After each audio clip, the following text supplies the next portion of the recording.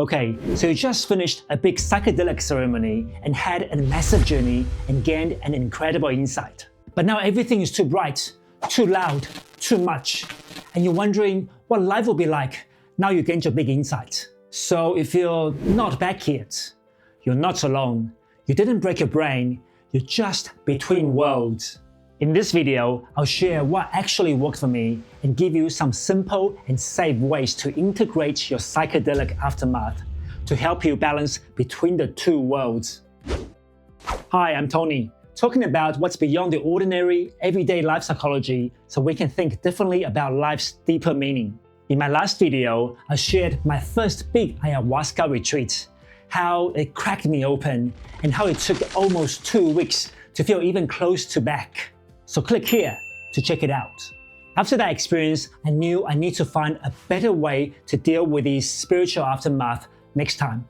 Because in the first 2 days after the retreats, it felt like pins and needles were running through my brain and whole body. Big city sounds were nails on the chalkboard. Even those invisible Wi-Fi, TV, and phone signals felt unbearably loud.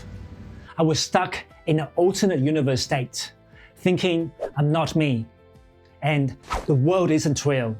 Like everyone on the street was a hologram. So I knew I needed to find a place with absolute peace and quiet in advance. Then, perfect timing. I went on a random monthly online meetup. My teacher Charlie Morley mentioned he'd just come back from a silence retreat.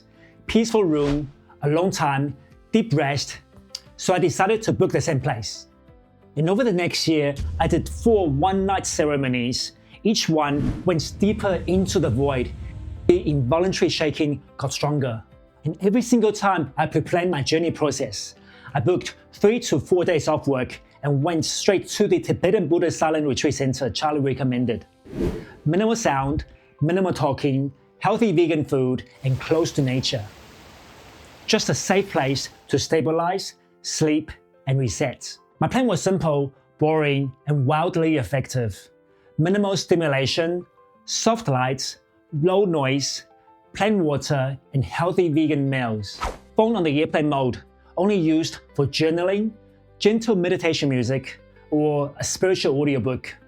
Most of the day, I was in nature, 2 to 3 hours walking or sitting among trees. And because I booked time off and stayed at the retreats, I didn't have to pretend to be normal or talking to other people. I could focus on resting and getting better. And when I got back home, I found the Institute of Psychedelic Therapy and started going to their meetup. I've also read a bunch of integration books, including Chris Bache's Diamond from the Heaven, which was a lifeline and a real map for the deep, dark territory I was walking. The aim wasn't to chase bigger journey.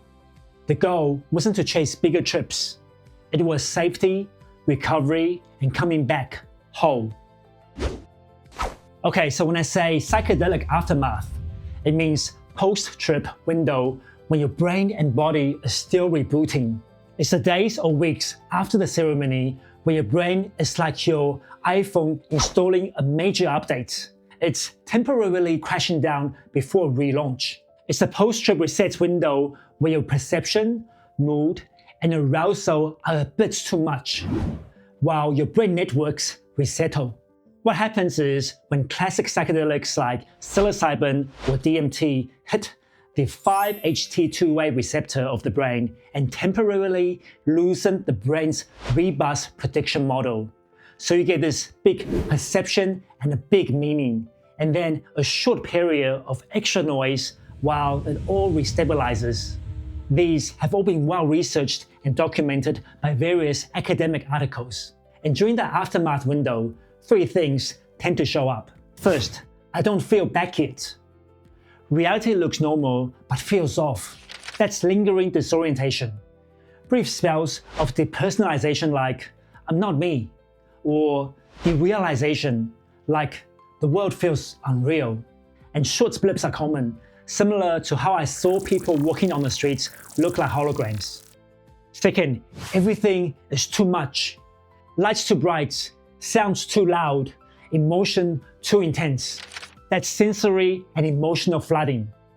when your brain filters are a bit wide after a high entropy brain state. And third, what do I do with this? This is integration anxiety.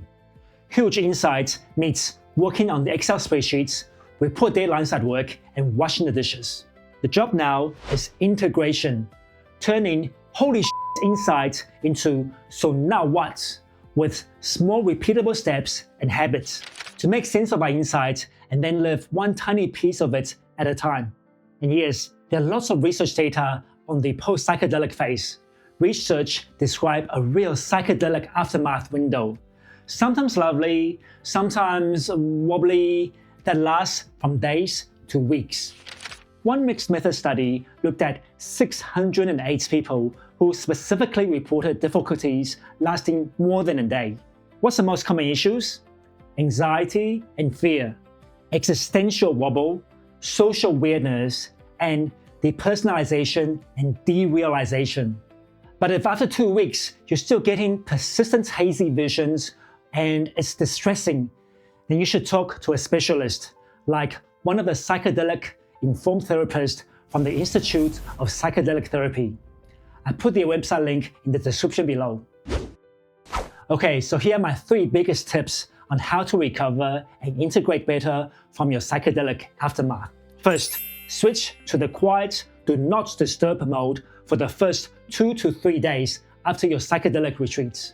Just like how I booked and went to the Silent Retreat Center and stayed in a quiet room by myself for 3 days after my ayahuasca retreats. Think soft lights, soft noise, simple warm vegan meals, and drink water or herbal tea.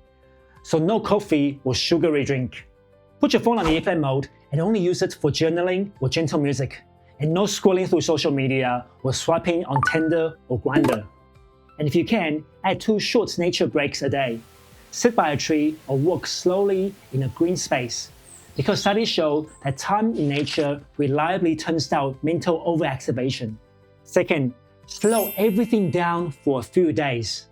Do slow breathing with a slight longer exhale a few times a day, and stick to gentle movements or a slow walk. So no high rocks or CrossFit classes or heavy weightlifting sessions. You're nudging your system back inside the window of tolerance where learning and integration actually stick. And finally, talk to someone experienced in psychedelics, like a therapist from the Institute of Psychedelic Therapy, or someone like me. We'll dive into the books and research on integration I've linked in the description below. Study shows people consistently report that being heard, having routine, and kind company help them to recover and integrate faster and better. So before I knew about psychedelic aftermath, I thought I was the only one not back to the real world. The world was wobbly and reality not quite stitched together. But after learning about how to recover and integrate, I started thinking differently. Psychedelic aftermath is normal, temporary, and workable. When I step out of the big busy city and move to a quiet place, away from the stimulation to spend more time in nature, I come back faster and better and actually use the insights I gained from my psychedelic retreats. So now, if you ever had a psychedelic aftermath yourself, let me know in the comment section below. And if you enjoyed this video, please hit like, subscribe, and share it with a friend. It really helps me to make more videos like this. So thank you very much for watching, and I'll see you in the next video.